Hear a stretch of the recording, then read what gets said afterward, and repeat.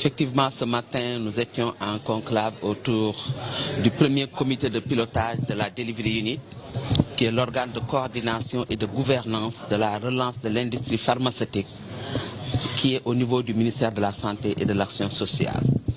Et c'est une instance de gouvernance qui a été décriée lors de l'atelier sur la relance de l'industrie qui s'est tenu entre août et septembre 2021, où le ministère de la Santé avait porté le lead dans la mise en œuvre de cette relance. Et dans les 5 défis majeurs qui étaient ressortis de ces labs, il y avait le défi de la gouvernance, qu'il fallait mettre sur place cet organe avec un comité de pilotage, un comité technique, un plan d'action, mais également un fonds de fonctionnement. Ce défi était rattaché à 4 autres défis, dont le défi de la réglementation, la mise en place de l'agence qui est acquis, le défi de la révision de notre politique pharmaceutique où le projet de loi aujourd'hui a été stabilisé et est en cours de validation en Conseil des ministres au niveau de l'Assemblée nationale, un défi également dans le financement de l'ARP lui-même et un défi au niveau d'autres secteurs comme la diminution du coût de l'industrie et de l'énergie et autres. Aujourd'hui, nous étions là pour rappeler les conclusions de ce lab, rappeler les 5 défis majeurs et le niveau d'exécution. Aujourd'hui, le Sénégal, sur les 5 défis majeurs, les 4 sont réglés. Le 5e, c'est la formation, ça veut dire le statut des métiers autour de la relance de l'industrie pharmaceutique. Les 5 curricula ont été sortis de ces labs et sont en train d'être mis en œuvre, surtout dans un dispositif avec la coopération française. Et il est avéré que nous allons ouvrir ce volet de formation avec les instituts, avec l'enseignement supérieur, l'enseignement professionnel, pour accompagner la relance de type de statut indispensable. Nous avons que la faculté de médecine forme les pharmaciens, les industriels et autres.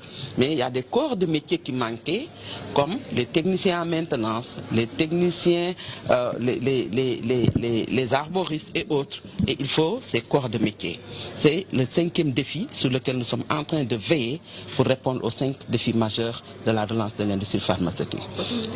Nous avons également discuté de la mission de cette Delivery Unit, qui est une mission de coordination et de gouvernance.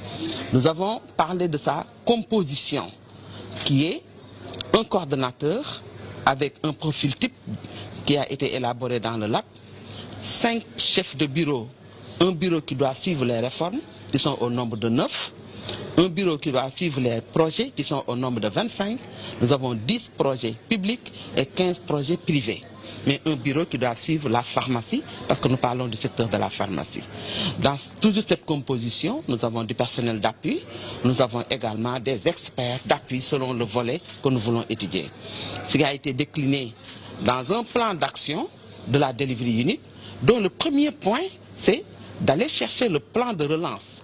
Et comment chercher ce plan de relance?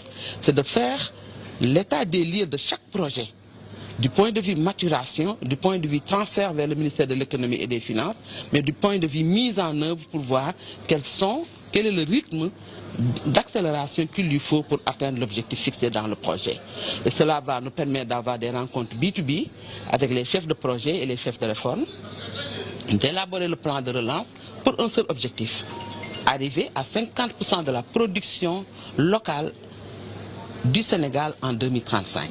Et cela a un chronogramme qui doit partir de 20% de 2023, 30% en 2025 et arriver en 2035 avec 50% de production.